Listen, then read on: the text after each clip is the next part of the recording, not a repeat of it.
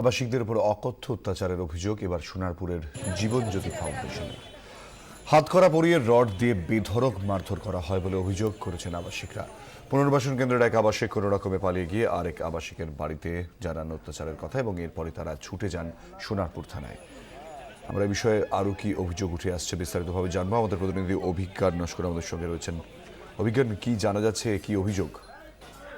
যেটা কুণাল, জানা যাচ্ছে যে দীর্ঘদিন ধরেই যে হোমটি সোনারপুরের এলাচি এলাকাতে ছিল, এই যে জীবনজ্যোতি, এরা এখানকার আবাসিকদের উপর অকথ্য অত্যাচার চালাতো, পরিবারের সঙ্গে কথা বলতে দিত না এবং তাদেরকে হ্যান্ডকাপ পরিয়ে পর্যন্ত তাদেরকে মারধর করা হতো।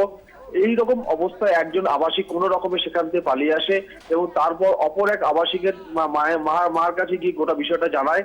তারপরেই তার পরিবারের পক্ষ থেকে প্রশাসনের কাছে তারা দ্বারস্থ হয় এবং তারা গোটা বিষয়টা তারা জানায়। আমাদের সঙ্গে থাকো, আমরা একবার শুনে নি কি অভিযোগ করছেন তারা। বাইরে বেরিয়ে এসে ছেলে দেখাচ্ছে প্যান্ট খুলে, অত বড় ছেলে সে প্যান্ট খুলে দেখাচ্ছে যে কি পরিমাণ মার। ওখানে আর এক সেকেন্ড দাঁড় না করে ছেলের অলরেডি গায়ে টেম্পারেচার ছিল, ছেলে সোজা হয়ে হাঁটতে পারছে না, গাড়িতে বসতে পারছে না। ওকে আমরা নিয়ে চলে গেলাম বাঙুর হসপিটালে। বাঙুর হসপিটালের ডাক্তার এবং যারা ওখানে ছিল প্রত্যেকে হতভম্ব এবং ডাক্তারই জানালেন আমাদের যেটা লাঠির না, এটা রডের দাগ। ছেলেটির প্যান্টটা খুলে আমাকে বলছে, আন্টি আপনি বলুন তো কোনো রিহ্যাব সেন্টারে কি এরমভাবে মারার অধিকার আছে? অ্যান্ড দ্যাট টাইম আমি দেখতে পাই বাচ্চাটাকে লোহার রড দিয়ে পুরো দুটো পায়ের পেছন থেকে নিজে নিচ অবধি মারে এবং হাঁটুতে সে জখম। তো তখন আমি তাকে জিজ্ঞেস করি আর কারা এখানে, বলছে প্রতিদিন এই ঘটনা চলে। সেই বাচ্চাগুলো কাঁদতে কাঁদতে সত্যি কথা বলে যে হ্যাঁ আমাদের উপর এইভাবে অত্যাচার চলছে। এবং ওখানে যে হ্যান্ডক্যাপ এবং যে রুলের বাড়ির লাঠি যেগুলো দিয়ে মারা হতো সমস্ত কিছু আমরা উদ্ধার করতে পেরেছি। অভিজ্ঞান নস্কর আমাদের প্রতিনিধি আমাদের সঙ্গে রয়েছেন। অভিজ্ঞান, কি জানা যাচ্ছে, কেন এমন অমানবিক অত্যাচার করা হতো আবাসিকদের সঙ্গে? মূলত এই সংস্থাটা সেখানে এই পুনর্বাসন কেন্দ্র চালানোর নাম করে সেখানে তাদের উপরে অত্যাচার করা হতো। তাদেরকে যে প্রয়োজনীয় খাওয়া দাওয়া সেগুলো তাদেরকে দেওয়া হতো না এবং তাদের মেডিসিন পর্যন্ত তারা ঠিক মতো দিত না।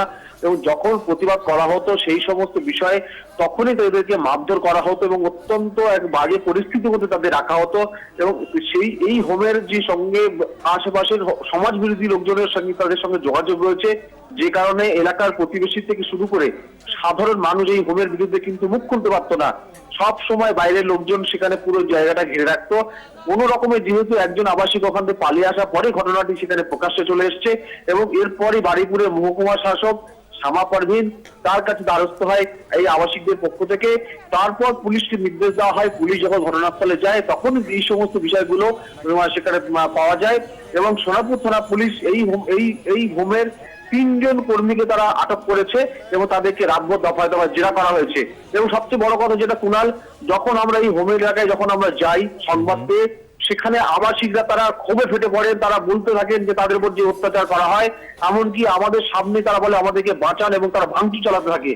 ওটা বিষয়টা অত্যন্ত একটা স্পর্শকাতর হয়ে দাঁড়িয়েছে। ওই এলাকার মানুষজন তারা আমাদের দেখে তারা বেরিয়ে আসেন। তারা বলেন যে এই হোমটার কাজ ঠিক মতো হয় না, ফলে প্রশাসনের উচিত কড়া পদক্ষেপ নেওয়া এবং যাদেরকে আটকে রাখা হয়েছে এই পুনর্বাসন কেন্দ্রের মাধ্যমে তাদেরকেও রিলিজ করা এবং যারা এই ঘটনার সঙ্গে জড়িত তাদের কঠোর শাস্তি যেন দেওয়া হয়, সেই দাবিও কিন্তু এলাকার মানুষজন আমাদেরকে জানিয়েছেন। অভিজ্ঞান, ধন্যবাদ। অভিজ্ঞান নস্কর আমাদের প্রতিনিধি আমাদের সঙ্গে ছিলেন। এদিকে এই ঘটনায় আটক করা হয়েছে হোমের 3 কর্মীকে বলে জানা যাচ্ছে। এখনো অধরা হোমের মালিক দীপঙ্কর রায়। পুনর্বাসন কেন্দ্রের কর্মীরা অবশ্য অত্যাচার যাবতীয় অভিযোগ উড়িয়ে দিয়েছেন। অভিযোগটা তো আপনাদের বিরুদ্ধেই, আপনারাই মারধর করেন। ওরা তো ওপর থেকে এখনো বলছে যে তো ওরা তো বলবেই না, কারণ ওদেরকে এইসব সমস্যার জন্যই তো ওদের বাড়ির লোকরা দিয়ে যায়। থানায় কমপ্লেন হয়েছে? হ্যাঁ শুনেছি। মারধর হয় না, মাত্র বকা টকা হয়।